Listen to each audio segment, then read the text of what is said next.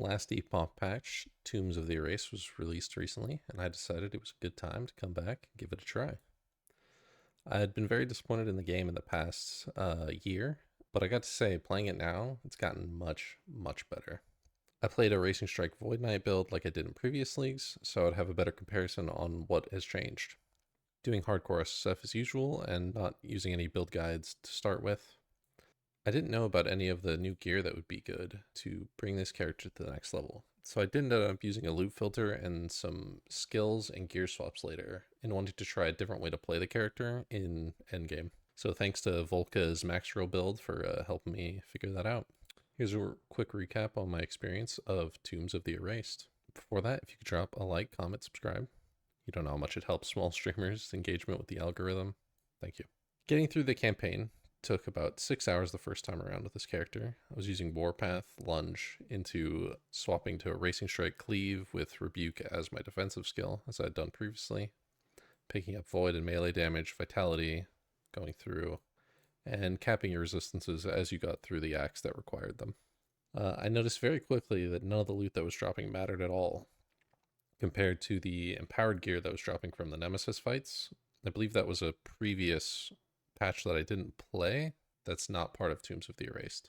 Find that with the idols that are new from Weaver's Will Tombs, gearing was extremely easy compared to the previous patch that I played. I felt immortal very, very quickly, having like 3x the damage, 2x the EHP of a previous character. And one huge note is, at this point, I didn't have a single crash or a single game-breaking bug, which had caused me to quit previous leagues, so good job, 11th hour, on polishing the game up. Now, straight into Monolith. There wasn't much left to talk about in campaign. It was very quick and didn't have any notable things happen.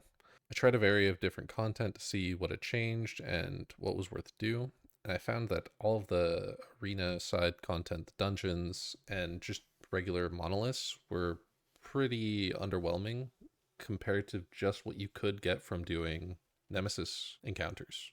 All the best gear I was getting was still from Nemesis, getting a base and one affix that was good, doing 3 empowers, then randomizing and sealing the other affixes. This gear would have way more forging potential, so that you could easily spam gear to get 3 out of 4 good affixes that you would want. With this significantly better gear, I unfortunately still ripped to a barrage of ice spears that do a lot of damage that had been recently buffed, I believe, from 30 damage to 50 damage a tick. And I had enough mods on the area and the monster that it was about 800 damage per tick at the end of the calculation. So I was super dead instantly. This was human error in that I should have had ailment remove on a belt or skill, but I thought that the dot damage reduction that I had was enough. So I quickly made a new character and progressed through the campaign with the Void Sword unique Dreamthorn and some other saved up gear in like 3-4 hours. This is where I made the swap to Volk's item build. It had all mostly Harbinger uniques and Orbis drops. The trick to farming this gear was similar to before in getting a good Nemesis epic base with +4 skill or T7 health, and then using the legendary potential to combine them, and you get a pretty decent unique. Stronger than anything I had had before previously. But I ran into my first roadblock.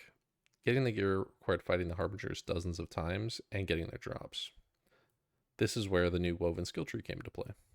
Specking into more glyphs, drops, and more loot, then imprinting farming specific global loot like the chest and the helm. In doing this, made the glyph of envy drop significantly more, allowing me to spam Harbinger fights and to get some more pieces. I still thought this was too slow though, so I imprinted Harbinger fights on the woven echoes to let me get even more chance to drop. The pieces that were quickest to farm were the chest and the ring, and the longest was the relic and boots, taking dozens and dozens of tries. Now fully geared up, I could attempt to acquire the last piece I needed, which was from Aberoth.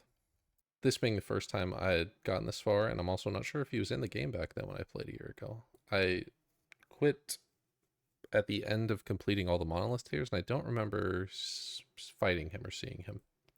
So I don't believe he was in the game.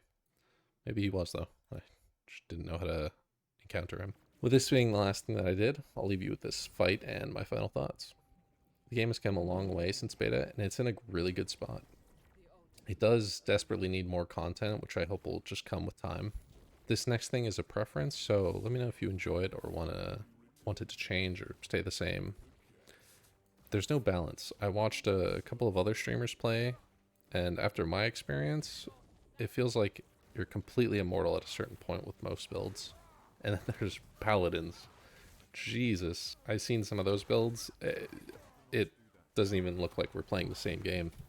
If the community wants to feel like an unkillable god smashing through enemies, that's totally fine, and they should keep the balance the way it is. But if they do want to make it more challenging, I have no problem with that either. It's the way I tend to enjoy things more. I think this was a very successful time for last Epoch, and it made it made for a good in-between game, in between the very slow pace that PoE 2 and 1 are going out. So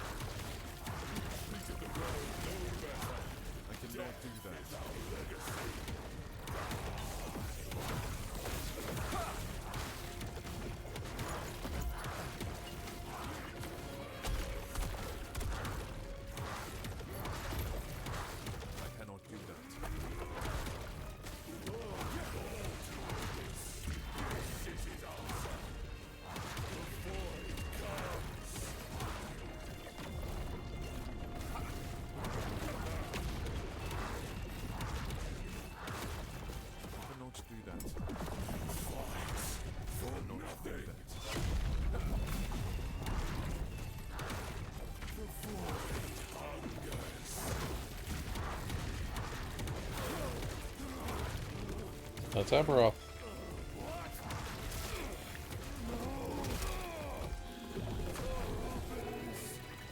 No.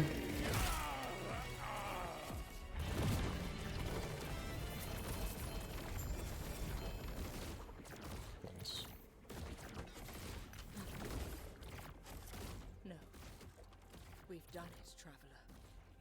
There's one more thing you need to do. Destroy the altar of Oblivion. Let me guess, it's not going to work, and it's going to spawn Uber Aberoth.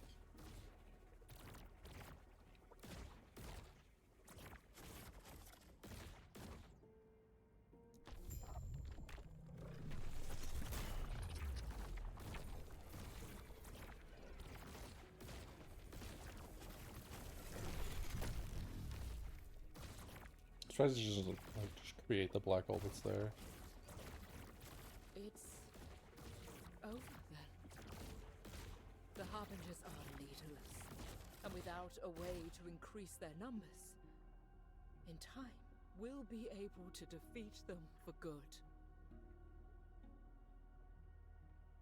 More than that, we've proven that we can change things, even in this broken world. Despite Oribus's grip on fate, we made a difference. I'll return to the Shattered Road and inform the squires. Then once we're ready, we'll start hunting down the remaining Harbingers. You're more than welcome to join us, of course. You're the reason any of this is possible.